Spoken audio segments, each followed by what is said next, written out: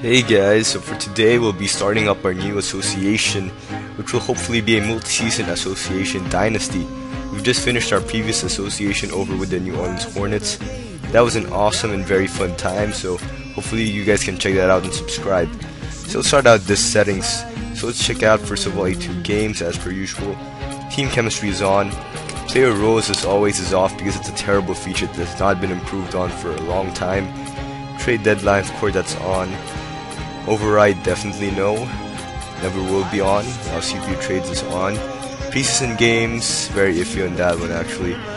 Actually, since we're playing multi-season, we should actually turn that on and see how our players will be doing.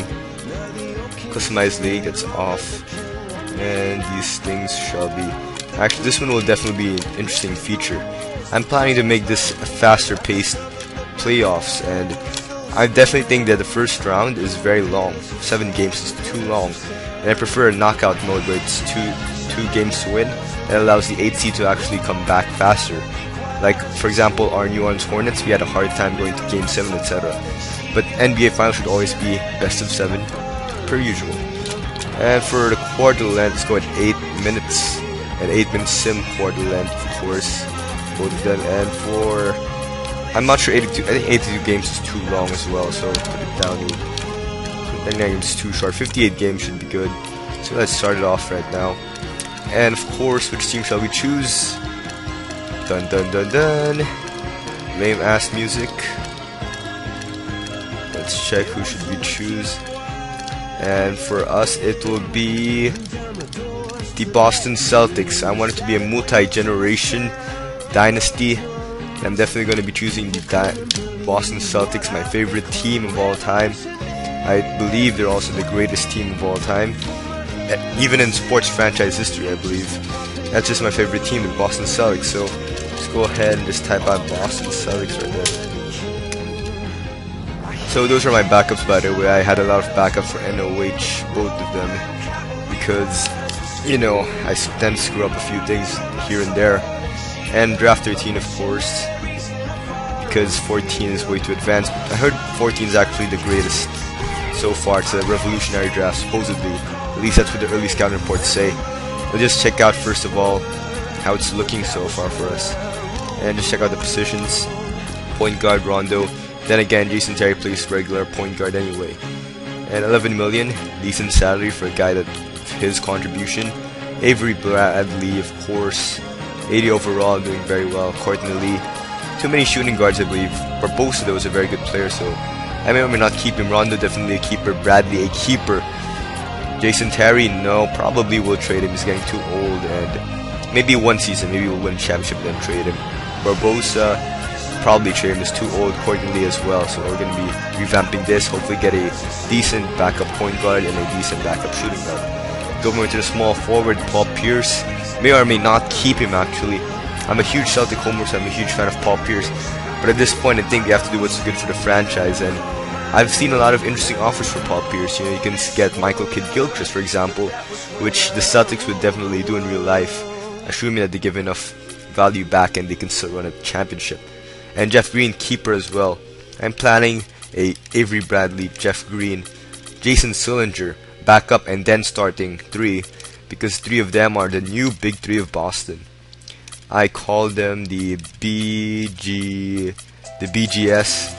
Run BGS sounds terrible, even though I wanted more of a run TMC kind of team. So anyway, looks like that hopes and dreams are crushed. Chris Joseph, the Canadian Boston Celtic, probably right now probably won't be keeping him. I think his potential is quite low. Let's check out his potential. C- probably won't be developing that far anyway, so probably be trading him. Garnett, this is a tough one. I really love Garnett, but you really have to trade him at this point. He's getting too old and he's worth a lot of value. And his potential, of course, 0. He's 36 years old. And Brandon Bass, I'm a homer of his as well, but he hasn't been performing well. As the Celtics, we've been struggling so far going into the season, and Brandon Bass hasn't been contributing well, even in the real team. So at this point, Brandon Bass, I think, is just cap filler, and we'll definitely be trading him. Jason Sillinger, though, has been contributing well as a rookie and definitely is underrated in this 2K game. He has a huge impact as a rookie and definitely up there to replace Brandon Bass. Chris Wilcox, thank you for signing with us after that heart surgery, but you have to go. You're getting too old. No room for potential there. 30, but you know, there are better options in the market. Center, the weakest link of the Celtics, of course. Garnett though we play at center. So at power forward, Jason Sundro will definitely be starting there. And that's it for our overview. Let's check out, of course, one more thing I want to check out is the contract extensions first. And right now, Avery Bradley is restricted, so we'll definitely be hopefully signing him back, which we will. We'll match every offer they throw at us. And let's check out the potentials and the trade value. First of all, Rondo, potential A-, good. So hopefully he'll become a 99, if possible.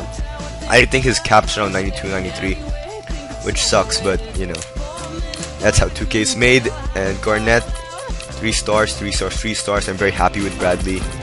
Very good potential there, B-. We'll upgrade that if we can in the offseason by untapped potential. Jason Terry will have to go. Jeff Green, very disappointed with what they've been doing to him. Med, I'm using Med Even X's roster. Fellow Filipino, thank you sir for making a wonderful roster. And I have to point out that you have underrated Jeff Green. As well as that, you've actually also gotten his contract wrong. It's $9 million over 4 years, $36 million contract. Very overpaid, but hey, gotta be politically accurate, right? Courtney Lee, that's correct as well. Correct, and yeah, nobody else is worth a lot. At least Brandon Bass has some value, and Jason Sundro as well. I keep saying Jason Sundro, Jared Sundro. B-, definitely be using him in the future. So I'll be editing Jeff Green's contract now. Just first of all, let's first check out what we can get for Garnett and Pierce though. Maybe we can get some interesting trades right there. Zach Randolph. Oh man, that's a killer. Nah, actually not so much. It's rated lower anyway. Pfft. And Aaron Brooks, Seth Chandler. Nobody interesting yet, actually. Nobody I'm very interested in it yet. So we'll skip out on Pierce. See what Pierce can get out for us. Nicholas Batum. I have a cough again, excuse me. Nicholas Batum, whatever you want to say. Very interesting trade. I really want Batum instead of Pierce. B+, potential, 23 years old. Definitely something we'll consider. Even Kevin Martin, but that's very lopsided trade for us at least. Let's see if we can get Roy Hibbert. JaVale McGee or JaVale McGee. Oh, great player, not very smart. Joe Johnson, not much there. Paul Gasol as usual, the Lakers love to shop him. Together though, let's see what we can get. Lul Dang, wow, very nice trades. Eric Gordon, wow, that's a killer. Nice trade, but as I've said in the Horn Association, he's undersized and I'm not very interested in him as a player. Dirk Nowitzki, wow, Dirk. Even offering up Andre, wow, they really want us to trade Garnett and Pierce. You know, I'm gonna try to stick to my homer instincts because I am a Celtic homer, so I'm green-blooded. Let's see if I can keep up to these veterans and see what I can do. Now let's check out the schedule. Now first we'll check out the free agents though. Delonte West, former Celtic, will definitely be signing him back. Howard, probably. It's a pretty much met even another glitch with your roster. He seems to be a 76er, so I can't sign him for some reason. And Jajuan Johnson, probably will sign him too. What's he asking? What's his asking price? $2 million. Wow, that's a huge freaking asking price for a rookie. So let's check out the calendar first. And this is first of all how our calendar looks like. We're in November right now. And our first game is against the 76ers.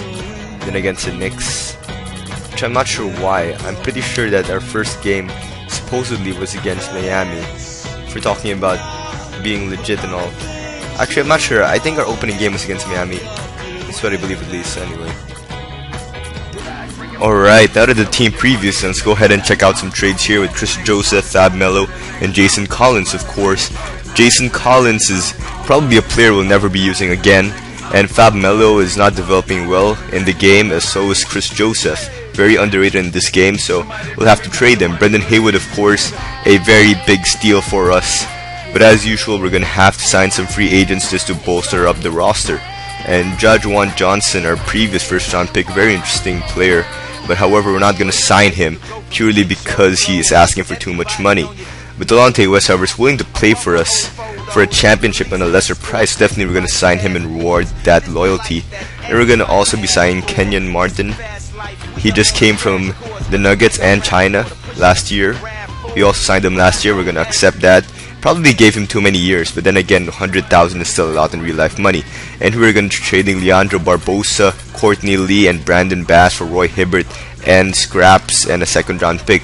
So we're going to get Ben Hansbrough worth 1.5 stars. We're going to be looking for somebody else because we're not going to be using Ben Hansbrough at the point guard.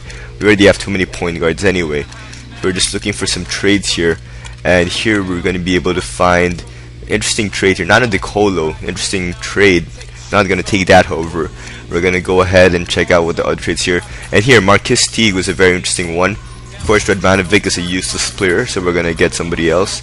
Nazar Mohammed is going to be able to fill up some spots at center for us. So we take that trade for Marquis Teague. And then we immediately flip up Marquis Teague for Danny Green. Look at those stats. He has a corner specialist, spot-up shooter, and dead eye.